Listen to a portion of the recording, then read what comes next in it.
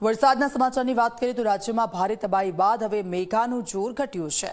મધ્ય અને દક્ષિણ ગુજરાતમાં છૂટોછવાયો વરસાદ યથાવત છે, ત્યારે 24 કલાકમાં રાજ્યના કુલ 102 તાલુકા છે કે જ્યાં વરસાદ વરસ્યો। માત્ર 12 તાલુકા એવા છે કે જ્યાં 1 ઇંચથી વધારે વરસાદ વરસ્યો। 90 તાલુકામાં 1 ઇંચથી પણ ઓછો વરસાદ નોંધાયો છે। વલસાડ જિલ્લામાં નોંધપાત્ર વરસાદ વરસ્યો છે અને સૌથી વધુ વલસાડના કપરાડામાં 2.2 ઇંચ વરસાદ નોંધાયો છે। નાના પોંદામાં 2.25 ઇંચ વરસાદ વરસ્યો છે। ધરમપુરમાં 2.25 ઇંચ વરસાદ, ડાંગ અને ભરૂચમાં 1 ઇંચથી વધારે વરસાદ વરસી ગયો છે।